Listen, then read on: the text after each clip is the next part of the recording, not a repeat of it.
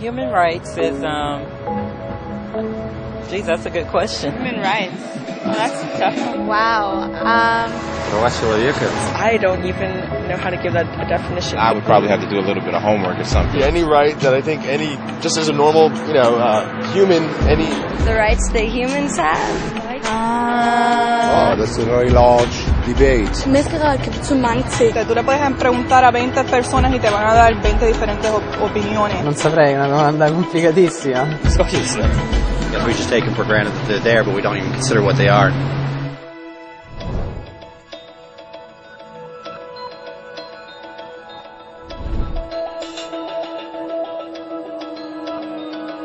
Human rights are the rights you have simply because you're human. It's how you instinctively expect and deserve to be treated as a person, like the right to live freely, to speak your mind, and to be treated as an equal. There are many kinds of rights. Most apply to a certain group. But human rights are the only ones that apply to absolutely everyone, everywhere. That means kids, old people, poor people, basketball players, garbage men, rappers, teachers, Africans, Indians, Albanians, Christians, Muslims, Kabbalists, atheists, your mom, your dad, your next door neighbor, and you all have the exact same human rights. In other words, they're universal. But the question remains, what are they? Name the human rights? What the human rights are? The right to live. Equality between all peoples. Right to religion, the right to... Is there supposed to be a list somewhere I should be aware of?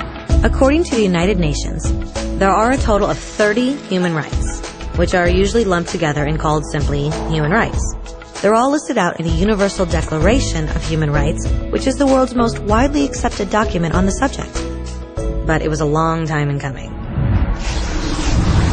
At first, there were no human rights.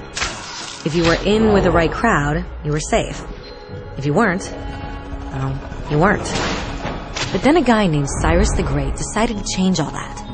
After conquering Babylon, he did something completely revolutionary.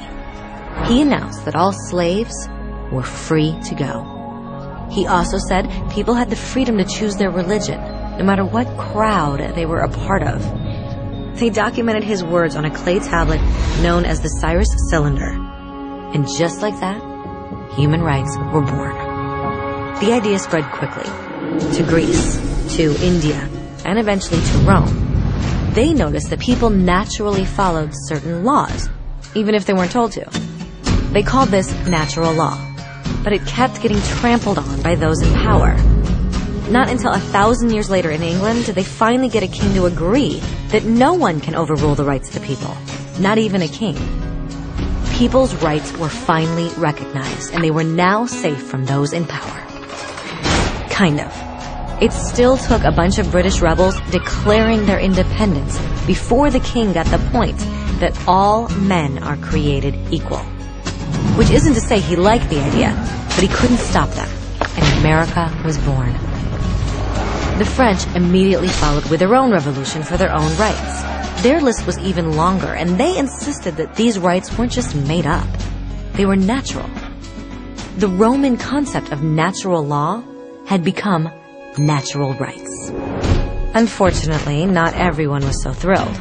In France, a general named Napoleon decided to overthrow the new French democracy and crown himself emperor of the world. He almost succeeded. But the countries of Europe joined forces and defeated him. Human rights was again a hot topic. They drew up international agreements, broadly granting many rights across Europe. But only across Europe. The rest of the world somehow still didn't qualify. Instead, they got invaded, conquered, and consumed by Europe's massive empires. But then a young lawyer from India decided enough was enough.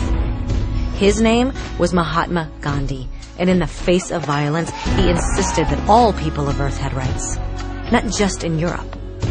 Eventually, even Europeans started to agree. But it wasn't going to be that easy. 2 world wars erupted. Hitler exterminated half the Jewish population of Earth in horrifying Nazi death camps. And all told, 90 million people died. Never had human rights been so terrifyingly close to extinction. and never had the world been more desperate for change. So the countries of Earth banded together and formed the United Nations.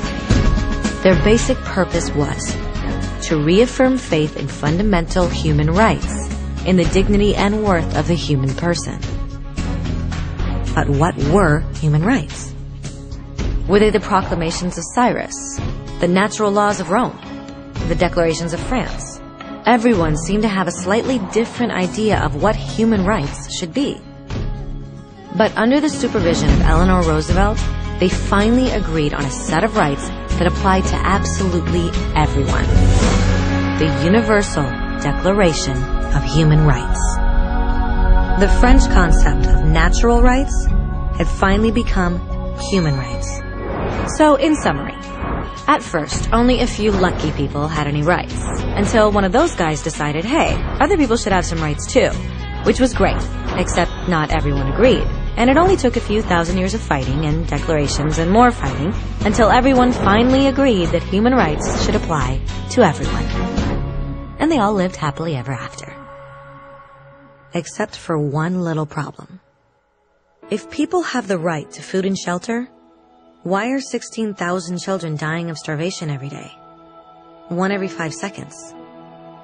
If people have freedom of speech, why are thousands in prison for speaking their minds? If people have the right to education, why are over 1 billion adults unable to read? If slavery has truly been abolished, why are 27 million people still enslaved today? More than twice as many as in 1800. The fact is, when it was signed, the Universal Declaration of Human Rights did not have the force of law. It was optional. And despite many more documents, conventions, treaties, and laws, it's still little more than words on a page.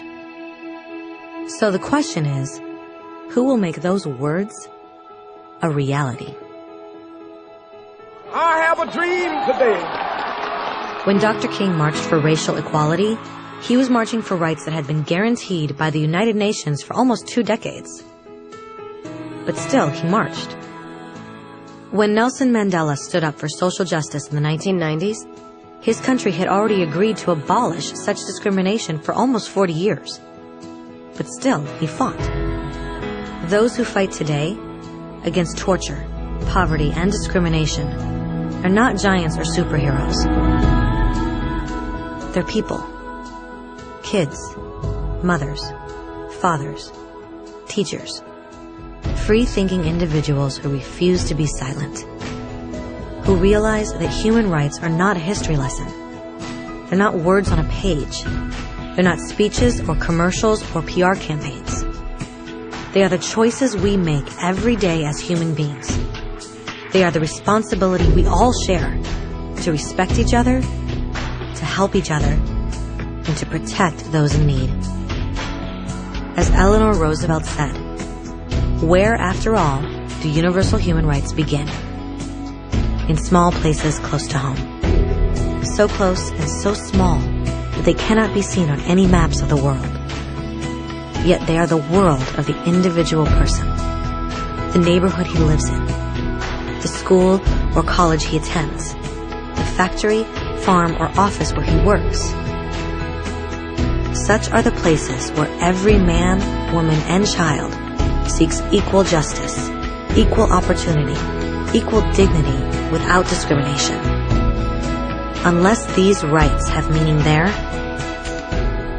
they have little meaning anywhere.